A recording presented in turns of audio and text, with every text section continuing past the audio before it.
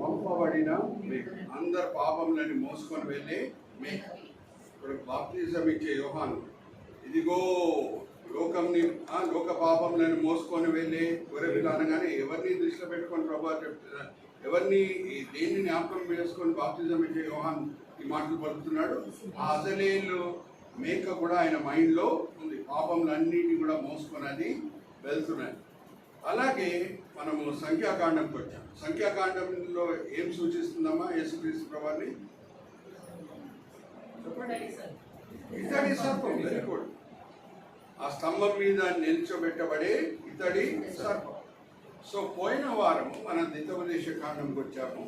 ద్వితోపదేశ కాండంలో యేసుక్రీస్తు ప్రభువు గురించి రాయబడిన ప్రవచనం ఏంటి చెప్పండి? ఇప్పుడే చదువుకున్నాం కదా, ద్వితోపదేశ కాండం 18 నాలంటి ప్రవక్తని పంపిస్తాం.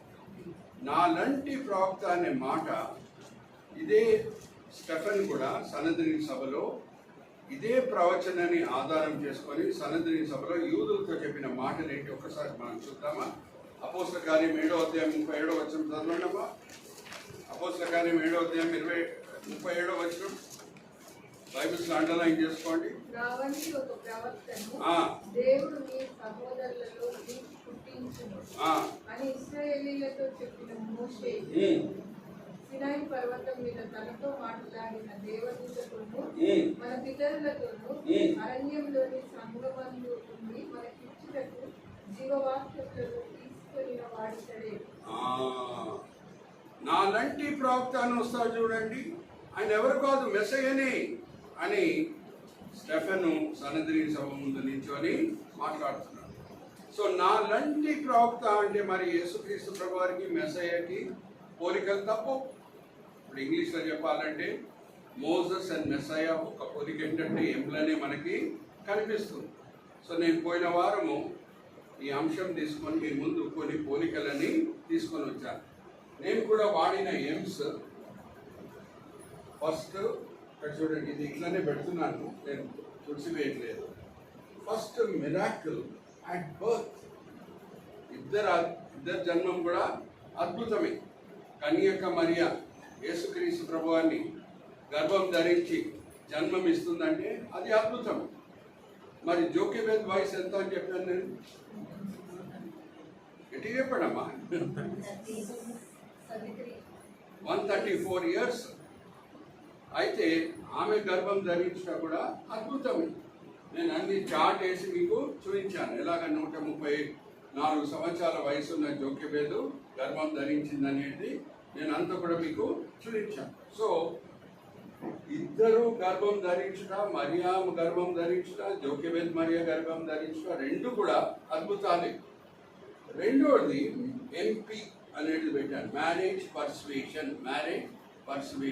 పర్సువేషన్ అంటే మామూలుగా చెప్పినప్పుడు వినకుండా ఉంటే ఏమంటారు ఇంగ్లీష్లో? హీ వాజ్ పర్సువేడెడ్ అంటే మరి ఇంకొకసారి గట్టిగా చెప్పుట.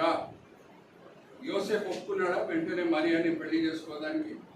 దేవదూత వచ్చి కళ్ళలో మాట్లాడే వరకు ఆయన ఒప్పుకోలేదు. మరి 134 సంవత్సరాల వయసున్న జోకెబేద్ని అమరామ్ పెళ్లి చేసుకోవాలని కోరుకుంటాడా? కోరుకోలేదు కదా. మరి మనం అన్ని కూడా యూదుల చరిత్ర మనం చదివితే దేవుడు మాట్లాడి అబ్రాహాంతో నువ్వు జోకెబేద్ని పెళ్లి చేసుకో. ఇంకా జాగ్రత్త వినండి, ఎలాగా సారా శరీరంలో శారీరక మార్పులు మనకు కనిపించినాయో జోకెబేదు శరీరంలో కూడా మార్పులు కనిపించినాయి. ఆమె ఏదో ముస్లామీ లెక్కగా లేదు, కానీ he was looking very young అంట. హల్లెలూయా, ప్రైజ్ ది లార్డ్. లేకపోతే ఎవరికైనా పెళ్లి చేసుకోవాలంటే ఎట్లనో అనిపిస్తుంది కదా. సో దేవుడు ఆ గొప్ప మార్పులు ఆమె శరీరంలో తీసుకొని వచ్చారు. సారమ్మ 90వ సంవత్సరం ఎంతో అందం ఉందంట. ఫిలిస్తీన్ రాజు అబీమెలెకు అబ్రాహాంని అడిగినప్పుడు ఈమె ఎవరు ఇంత అందం ఉంది అని అంటే నా చెల్లి అని అంటున్నాడు. అది అండర్స్టాండ్ నా వాస అక్కడ సింబల్లో పెట్టినారు. ఒక్కసారి ఎవరికి ఆటంకంగా లేదు. నెక్స్ట్ టైం మీరు ఏమన్నా హెలికాప్టర్ ప్యాడ్ తయారు చేయండి. ఇక్కడ ఒక ప్యాడ్ తయారు చేసుకోవచ్చు. అక్కడ వచ్చి కనీసం ఒక 10 minutes ఎవ్రీ వీక్ నేను ఇటు అటు వెతుకుతూనే ఉంటాను. Okay, anyway coming to the main point ఏంటంటే ఎలాగ యోసేపు ఒప్పింపబడ్డాడు, అలాగే అమ్రాం కూడా ఒప్పింపబడ్డాడు. సారా 90వ సంవత్సరం ఈసాకుని కంటేనే అది అద్భుతం అని అంటున్నాం. మరి 134 సంవత్సరాల వయసున్న జోకెబెదు మోషేని కంటే అది ఇంకా ఎంత గొప్ప అద్భుతం. Hallelujah, praise the lord. 90వ సంవత్సరం వయసున్నప్పుడు సారా అందంగా ఉందంటే అద్భుతం అని అంటున్నాం. మరి 134 సంవత్సరాల వయసు కలిగి ఉన్న జోకెబెదు కూడా అందంగానే ఉందని అంటే మరి అది ఇంకా గొప్ప అద్భుతం. Hallelujah, praise the Lord. Are you all with me? So first ఏమేంటమ్మా? Miracle and birth. రెండో ఏమేంటి? Marriage persuasion. Next MD. MD అంటే మార్టల్ డేంజర్. శిశువుగా ఉన్నప్పుడు యేసుక్రీస్తు ప్రభువారు ఎవరో చంపుటకు ప్రయత్నించారు. ఎవరమ్మా? హేరోదు. సో మోషే పుట్టినప్పుడు కూడా ఆ సమయంలో ఉన్న ఫారో ఆజ్ఞాపించింది ఏంటి? అందరూ శిశువులని మీరు నైల్ నదిలో వేసేయాలి. అద్భుత రీతిగా మోషేని ఎలాగ దేవుడు కాపాడాడో ఆ సమయంలో రాజకుమార్తెని అక్కడ పంపించి స్నానం చేయడం, అలాగే యేసుక్రీస్తు ప్రభువారిని కూడా పరమ తండ్రి కాపాడాడు. ఎందుకంటే ఇద్దరు కూడా ఒక ప్రణాళిక కలిగి ఈ లోకంలో పుడుతున్నారు. ఆ ప్రణాళిక దేవుని చిత్తం అనేది ఏంటో అది వాళ్ళు పూర్తి చేసే వరకు ఈ లోకం విడిచిపెట్టి వెళ్ళడానికి వీలు లేదు. Are you seeing so many beautiful similarities. ఒకటేంటమ్మా? Miracle and birth. అన్ని ఎంసే వాడతాను నేను. రెండవది ఏంటమ్మా? Marriage persuasion. మూడవది ఏంటి? Mortal danger. ఇప్పుడు మనము దీనికి కూడా వద్దాం. మీడియేటర్. యేసుక్రీస్తు ప్రభువారు మనకి ఏమై ఉన్నారమ్మా? ఏమన్నా మనం పాపం చేసి దేవుని దగ్గర క్షమాపణ అడిగినప్పుడు ఆయన మన వైపున ఉత్తరవాది అయి ఉన్నాడు. ఒకసారి ఆ వాక్య భాగం చదువుకుందామా? ఆయన ఉత్తరవాది అయి ఉన్నాడు అనే మాట ఒకసారి యోహాను సువార్త 2వ అధ్యాయం అమ్మా. యోహాను సువార్త 2వ అధ్యాయము మొదటి 2 వచనాలు చదవండి అమ్మా. మూడో దినాన గలిలయలోని కానాను ఊరిలో ఒక వివాహము జరిగింది. యేసు తల్లి అక్కడ ఉండేది. యేసును ఆయన శిష్యులను ఆ వివాహమునకు పిలువబడి. యోహాను సువార్త అని కదా, మొదటి యోహాను 2వ అధ్యాయం మొదటి వచనం. మొదటి యోహాను 2వ అధ్యాయం మొదటి వచనం. నా చిన్నపిల్లలారా, మీరు పాపం చేయకున్నటకై ఈ సంగతులను మీకు రాయించినాను. ఎవరైనా పాపం చేసిన ఎడల, ఎవరన్నా పాపం చేసిన ఎడల నీతిమంతుడైన యేసుక్రీస్తు అను ఉత్తరవాది తండ్రి యొద్ద మనకున్నాడు. ఉత్తరవాది, ఆయన మధ్యవర్తి. ఆయన మన వైపున తండ్రి దగ్గర వాదిస్తాడు. పాపములని క్షమించు తండ్రి అని మన వైపున వాదించే వ్యక్తి ఎవరమ్మా? యేసుక్రీస్తు ప్రభువారు. అలాగే మోషే ఇజ్రాయేలీలు ఎప్పుడు పాపం చేసినా సరే ఈయనే మధ్యవర్తి అయి వాళ్ళ వైపున విజ్ఞాపన ప్రార్థన చేసేవాడు. ఒక సందర్భం మనం చూద్దాం. మోషే 40 రోజులు లేనప్పుడు వీళ్ళు భయంకరమైన పాపం చేశారు. ఏం పాపం అమ్మా? ఒక బంగారు దూడని తయారు చేసుకొని దాన్ని మొక్కటము, ఇంకా వ్యభిచరించడం, అవన్నీ కూడా చేశారు. దేవుని ఉగ్రత రాబోతున్నది. మోషే వెళ్ళి దేవుని వీళ్ళ వైపున విజ్ఞాపన ప్రార్థన చేస్తున్నాడు. ఒకసారి మనం చదువుతామా? దీర్ఘమకాండం 32వ అధ్యాయము 30-31 చదవడమా? మరునాడు మోషే ప్రజలతో, మీరు గొప్ప పాపం చేసి తిరిగి యెహోవా యొద్దకు కొండ ఎక్కి వెళ్ళెదను. ఒకవేళ మీ పాపమును ప్రాయశ్చిత్తం చేయగలనేమో అని. అప్పుడు మోషే యెహోవా యొద్దకు తిరిగి వెళ్ళి అయ్యో, ఈ ప్రజలు గొప్ప పాపం చేసి వారు బంగారు దేవతను తమ కొరకు చేసుకునేది. అయ్యో, నీవు వారి పాపమును ఒకవేళ పరిహరించితివా? లేని ఎడలా నీవు రాసిన నీ గ్రంథంలో నుండి నా పేరు తుడిచివేయమని బ్రతిమాలు కొలుచున్నాను. ఎమోషనల్ బ్లాక్మెయిల్ చేస్తున్నాడు మోషే. నువ్వు వాళ్ళని క్షమించు, లేకుంటే నా పేరు తుడిసివేసి. అంటే నీ ఉగ్రత వీళ్ళ మీద రావాలంటే నీ ఉగ్రత నన్ను దాటే వెళ్ళాలి. బుల్లెట్ ప్రూఫ్గా మధ్యలో నించుంటున్నాడు. హల్లెలూయా, ప్రైజ్ ది లార్డ్. మా జాగ్రత్త వినండి. దేవుడు ఇటువంటి విజ్ఞాపన ప్రార్థన, పట్టుదలతో కూడిన విజ్ఞాపన ప్రార్థన దేవుడు ఎంతగానో కోరుకుంటాడు. ఉందా లేఖనంలో? అలాగే ఇటువంటి విజ్ఞాపన ప్రార్థన, పాపుల కొరకు విజ్ఞాపన ప్రార్థన. బద్దు సందుల్లో నించున్న వారు ఎవరన్నా ఉన్నారా అని నా కను దృష్టి చూశాను. ఒకసారి చూద్దామా? ఎజెకియెలు గ్రంథం 22వ అధ్యాయం 30వ వచనం చదవడమా? Ezekiel chapter 22 verse 30. నేను దేశమును పాడు చేయకుంటున్నాను, ఆకారము దిట్టపరచుటకు, బద్దలైన సందులలో నిలుచుటకు తగిన వాడెవడని నేను ఎంత విచారం. ఎవరన్నా ఉన్నారా ఈ పాపుల మీద నా ఉగ్రత రాకుండా ఉండుటకు, వీళ్ళ వైపున విజ్ఞాపన ప్రార్థన చేయటకు ఎవరన్నా ఉన్నారా అని నాకు అనుదరించి లోకమంతా కూడా సంచారము చేసింది. మరి అండర్స్టాండ్? సో దేవుడు పట్టుదలతో కూడిన విజ్ఞాపన ప్రార్థనలు కోరుకుంటున్నాడు. జాగ్రత్త వినండి. నేను మొదటిగా దేవుని మహిమార్థమై సాక్ష్యం పంచుకుంటున్నాను. దేవుని కృప చేత 1983లో నేను ఇంటర్మీడియట్ ఫస్ట్ ఇయర్లో ఉండేటప్పుడు ప్రభుని అంగీకరించాను సొంత రక్షకుడు. కానీ ఇంటి వాళ్ళు ఎవరు కూడా మారు మనసు పొందలేదు. అప్పుడు నేను సెయింట్ జార్జెస్ చర్చ్లో ఉన్నాను, హ్యాబిట్స్లో. నన్ను కొన్ని దినముల తర్వాత నమ్మకంగా ప్రతి సర్వీస్కి వస్తున్నాడు అది ఇది అని చూసి అక్కడ ఉన్న పాస్టర్లు, సంఘ పెద్దలు నన్ను యూత్ ప్రెసిడెంట్గా కూడా చేశారు. చేసినప్పుడు నాకు వచ్చిన ప్రేరేపణ ఏంటంటే యూత్ మెంబర్స్ని అందరినీ కూడా నేను అడిగాను, మీ ఇంటి వాళ్ళందరూ కూడా రక్షణ పొందారంటే కొంతమంది పొందారని అన్నారు, కొంతమంది మా ఇంటి వాళ్ళు రక్షణ పొందలేదని అన్నారు. సో నాకు ఇంకా బాగా గుర్తుందండి, 2 సంఘటనలు నేను మర్చిపోలేను నా లైఫ్లో. అంటే విజ్ఞాపన ప్రార్థన దేవుడు ఎలాగో కోరుకుంటాడు, ఎలాగ మనల్ని పరీక్షిస్తాడు అనేది.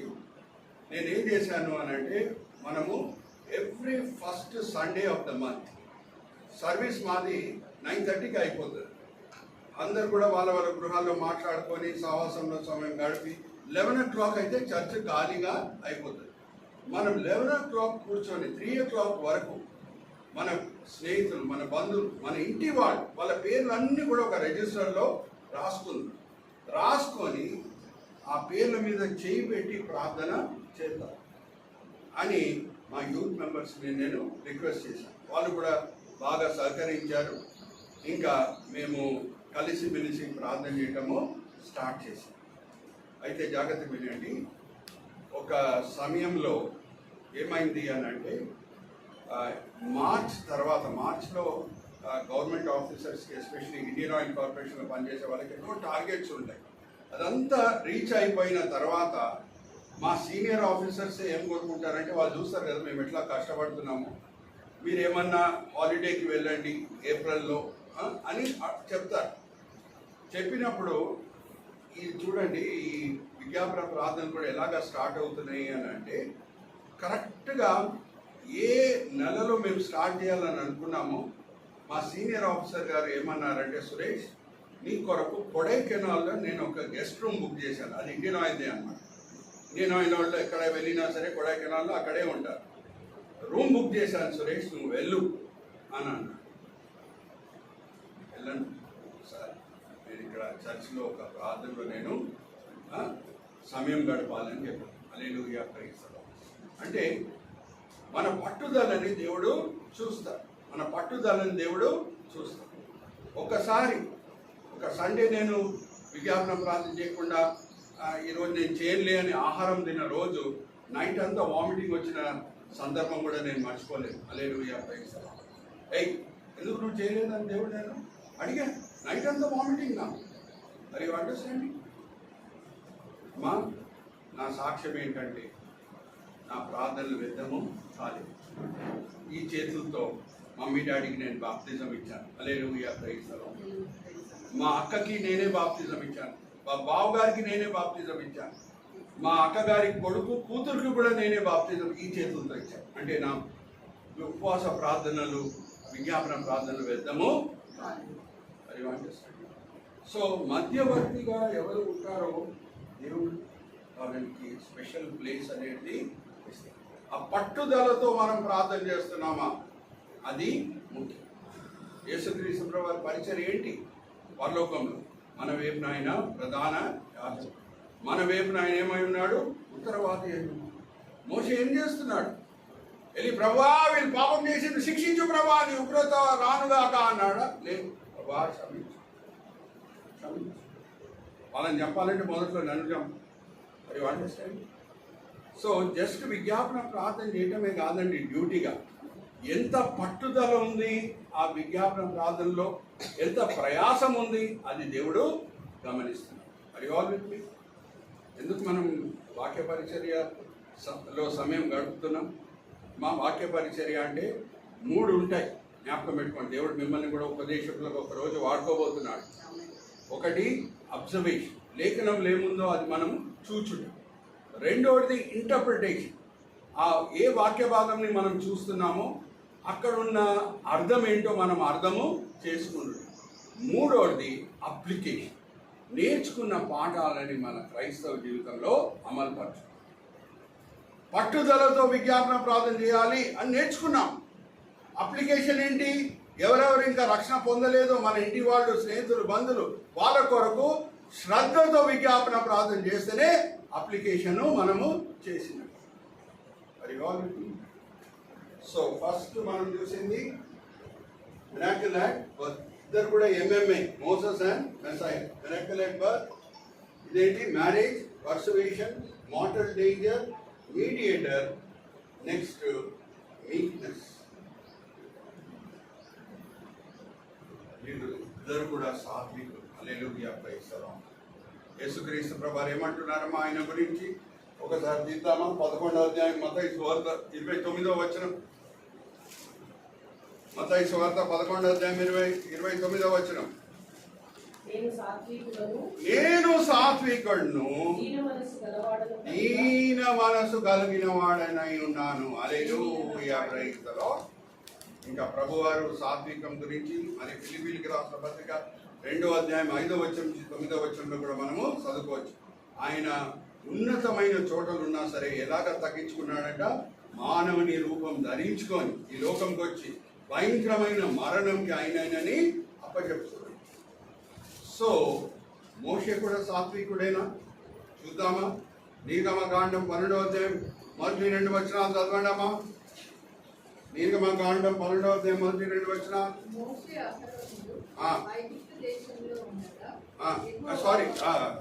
సంఖ్యాకాండం 12వ అధ్యాయం మొదటి 2 వచనాలు. సంఖ్యాకాండం 12వ అధ్యాయం మొదటి 2 వచనాలు.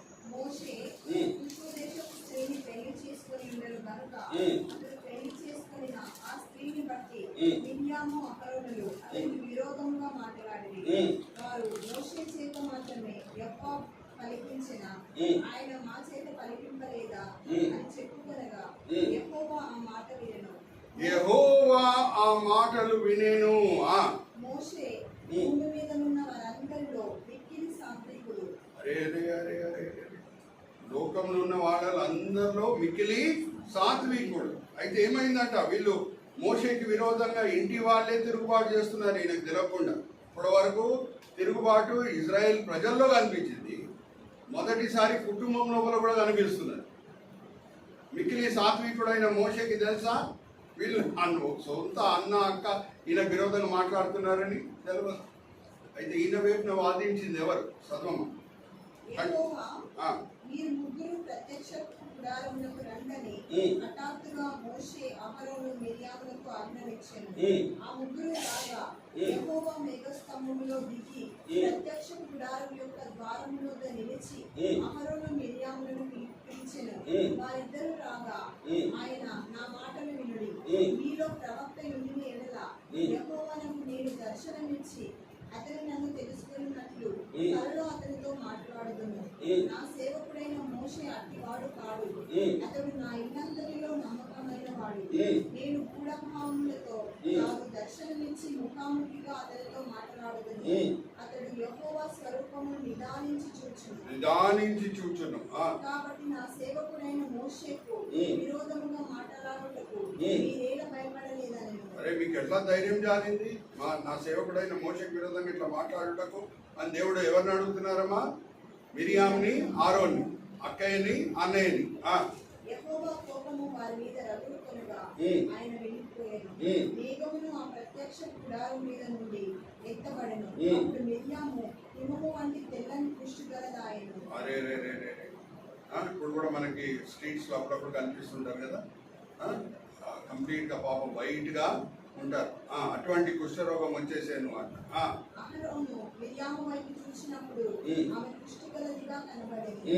అహరోను, అయ్యో నా ప్రభువా, మేము అవివేకులము, పాపులమైన మేము చేసిన ఈ పాపమును మా మీద మోపవద్దు. తన తల్లి గర్భంలో నుండి పుట్టినప్పటికీ సగ మాంసమును క్షీణించిన శిశు శవము వలె ఆమె ఉండనీయకుమని మోషేతో చెప్పగా మోషే ఎలుగెత్తి దేవా దయచేసి ఈమెను బాగు చేయమని యెహోవాకు మొరపెట్టాను. చాలమ్మా, ఏం పోలికలు మనం చూస్తున్నాము? సాత్వికుడు. మోషే అంత సాత్వికుడు ఎవడు లేడు అంట. యేసుక్రీస్తు ప్రభువు సాత్వికమైతే మనము చూసాం. ఉన్నతమైన చోటలో ఆయన ఉన్నా సరే ఆయన ఎలాగ తగ్గించుకున్నాడంట? మానవుని రూపం ధరించుకొని వచ్చి భయంకరమైన శిల్వ మరణంకి దేవుని మహిమార్థమై అప్పచెప్పుకుంటున్నాడు. ఇప్పుడు నేను మిమ్మల్ని ఒక ప్రశ్న అడుగుతున్నాను. బైబిల్లో ఉన్న మొదటి 5 పుస్తకాలు ఎవరు రాశారమ్మా? గట్టి చెప్పండి.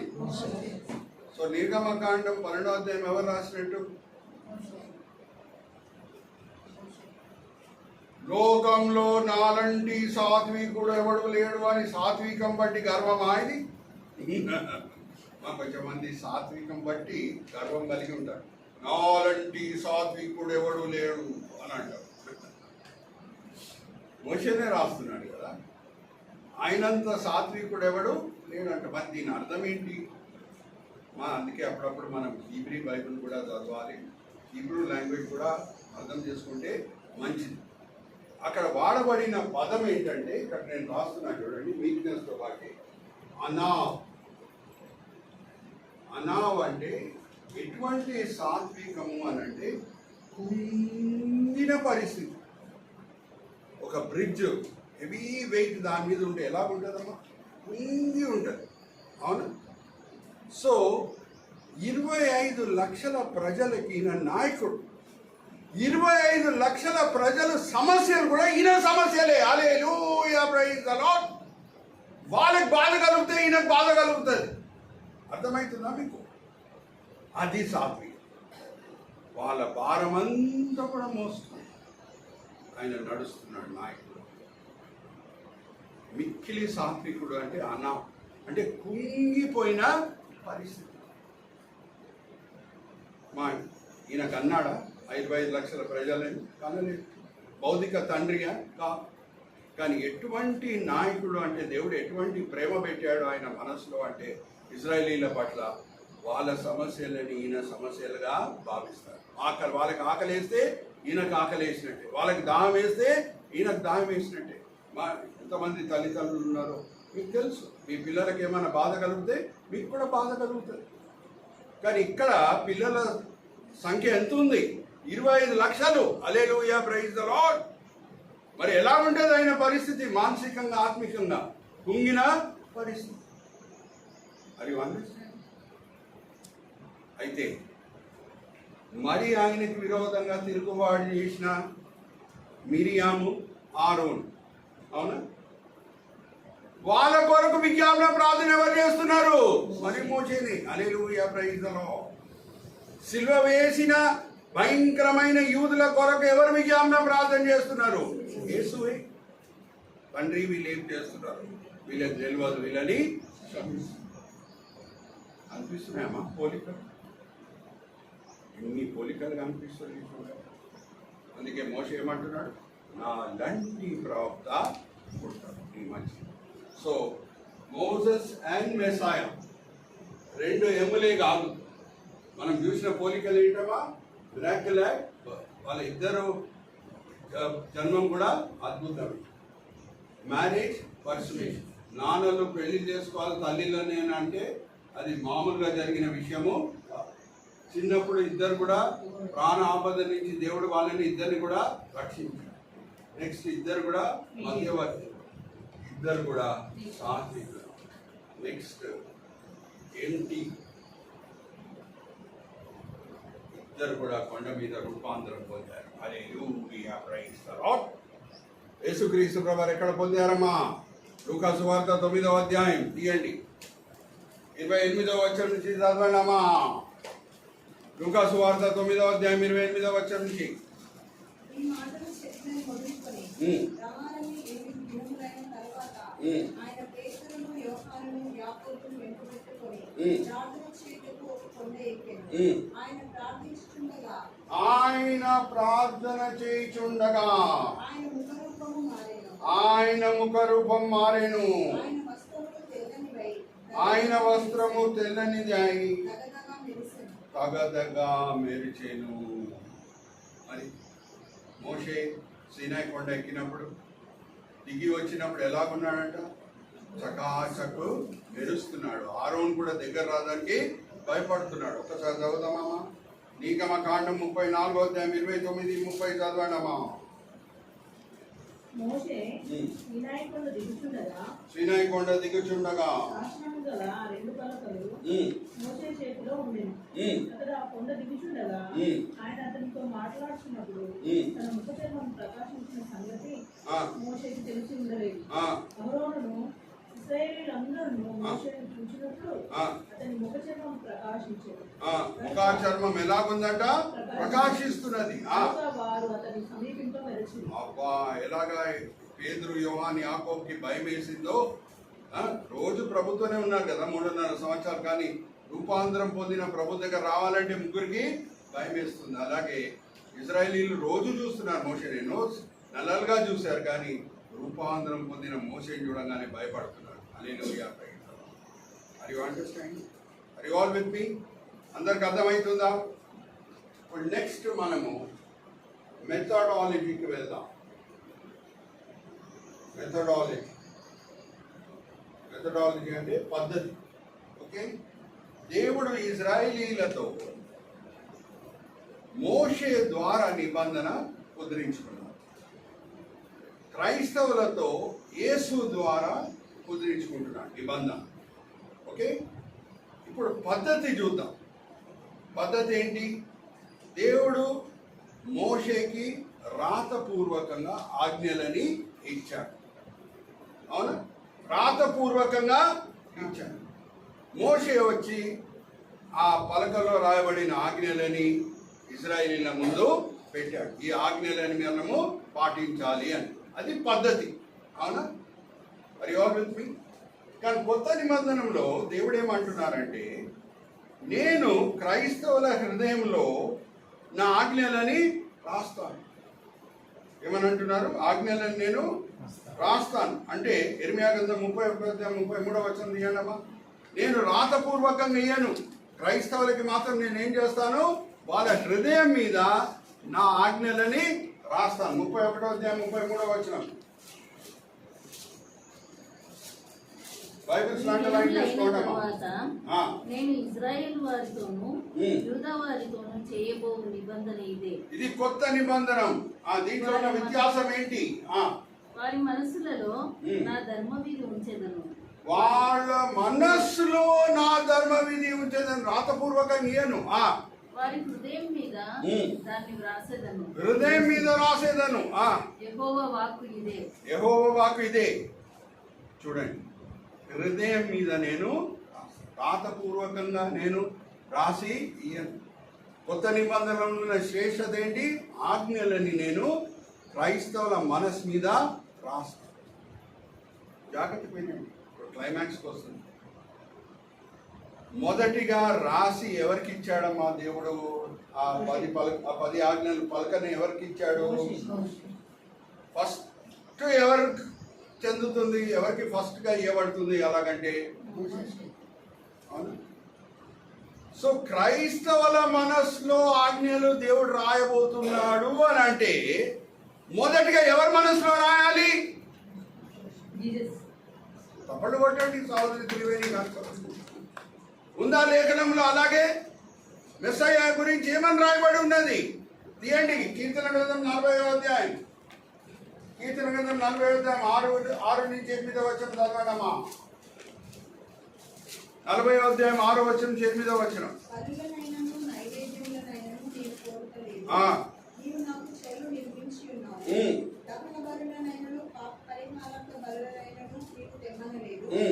అప్పుడు పుస్తకపు చుట్టలో నన్ను గురించి రాయబడిన ప్రకారం అదే మెస్సయ్య గురించి ముందే పుస్తకాల చుట్టల్లో రాయబడి ఉన్నది. నా దేవా, నీ చిత్తము నెరవేర్చుట నాకు సంతోషం.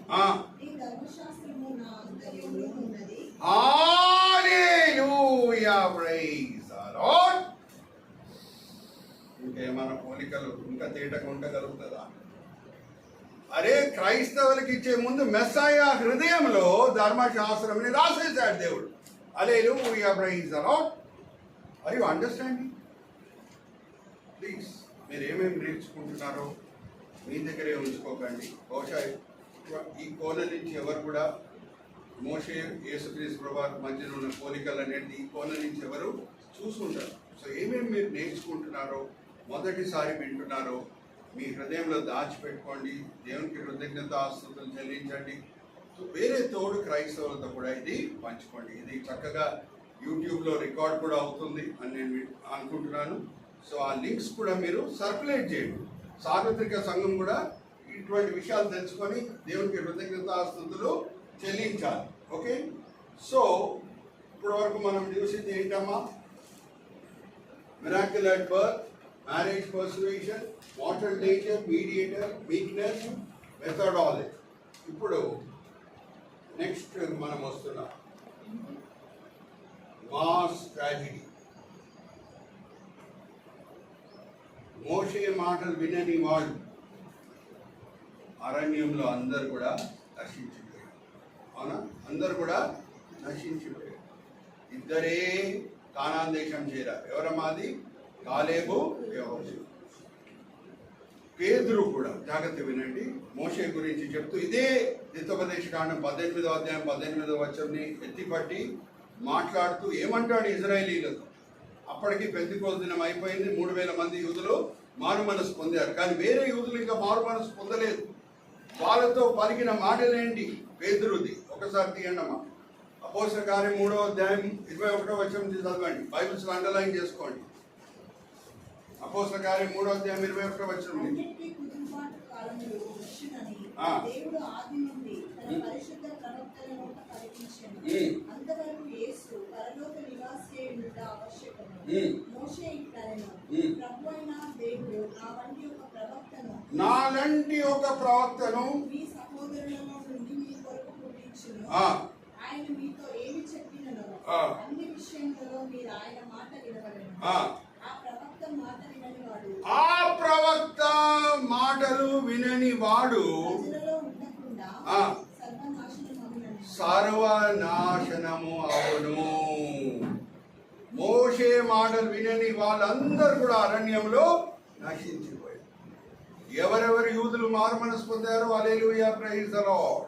కానీ ఎవరు మారు మనసు పొందలేదో 70 ADలో రోమా సైన్యం వచ్చింది. ఇజ్రాయెల్ దేశంని తగలబెట్టేసింది, యెరూషలేంని తగలబెట్టేసింది, ఆలయంని తగలబెట్టేసింది, గోడలను కూలగొట్టింది, లక్షల కొలది యూదులను చంపింది, వేరే యూదులను చెదరగొట్టింది. చరిత్ర 70 ADలో జరిగిన చరిత్ర అందరికీ తెలుసు కదా, అవునా కాదు? మోషే మాటలు వినని వాళ్ళు ఏమయ్యారు? నశించారు. ఎవరెవరు యూదులు మారు మనసు పొందారో ఆ 70 ADలో వాళ్ళందరూ కూడా ఎప్పుడు రోమా సైన్యం వస్తుందని తెలంగానే వాళ్ళు అక్కడి నుంచి వెళ్ళిపోయారు. క్రైస్తవులు యూదా మతం నుంచి మారు మనసు పొందిన క్రైస్తవులు ఒక్కడు కూడా వెళ్ళిపోలేదు 70 ADలో. కానీ ఏ యూదులు కఠోరపరచుకొని మనసుని యేసుని మెస్సయ్యగా అంగీకరించలేదో వాళ్ళందరూ కూడా భయంకరమైన దేవుని ఉగ్రతకి పాత్రలో all understand. Nothing has changed. నా లంటి పోలిక వస్తాడు అంటే పోలికలు తప్పవు ఇంకా. Hallelujah, praise the Lord. Are you all with me? Last దీని తర్వాత మాస్ ట్రాజడీ తర్వాత మ్యాసకర్.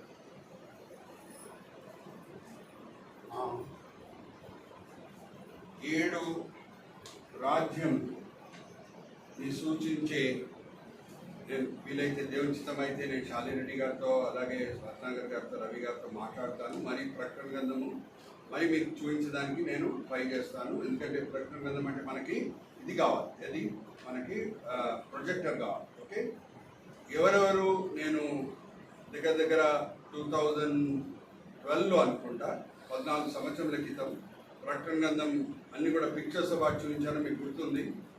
12వ అధ్యాయం ప్రకటన గ్రంథంలో ఘటా సర్పము మనకు ఒకటి కనిపిస్తుంది. ఎన్ని తలలు ఉన్నాయి దానికి?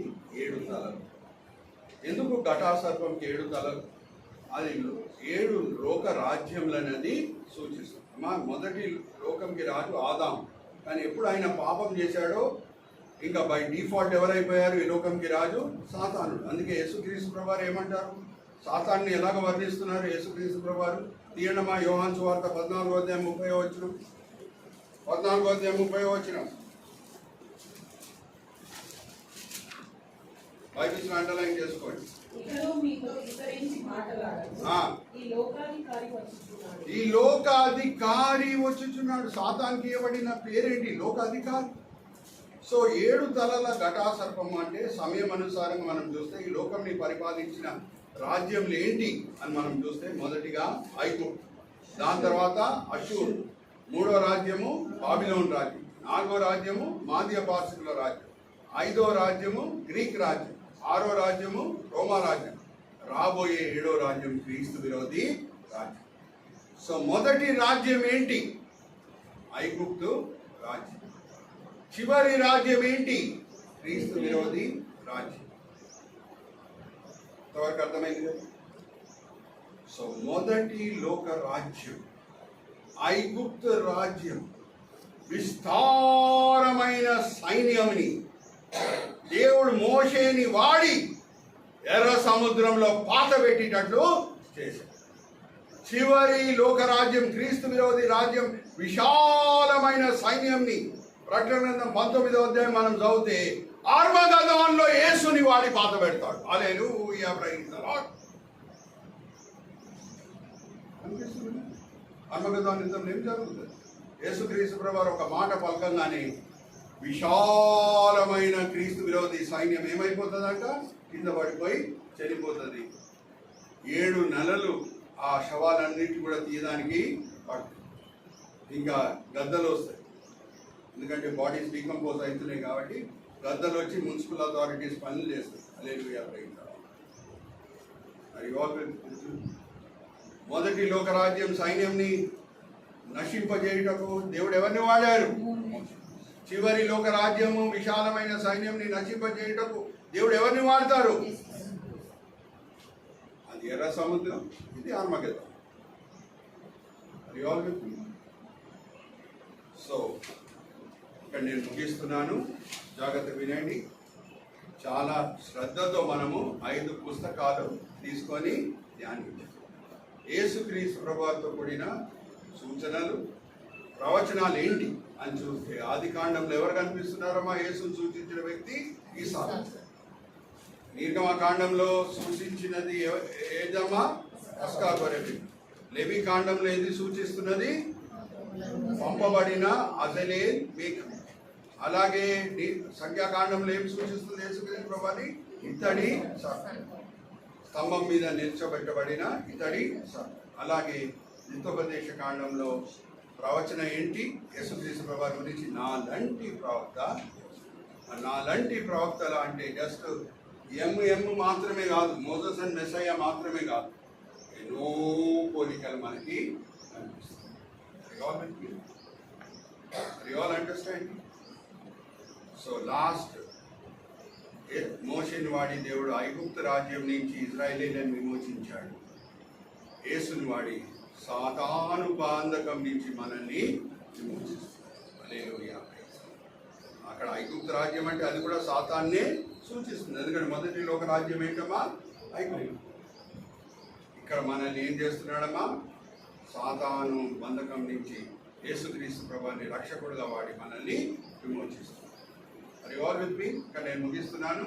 రేపు మిమ్మల్ని ఎవరన్నా అడిగినా సరే యేసు మెస్సయ్య మధ్యన ఏంటి పోలికలు అంటే జస్ట్ ఎంఎం అని చెప్పకండి, ఈ పోలికలు ఉన్నాయి. ఓకే, చిన్న ప్రార్థన.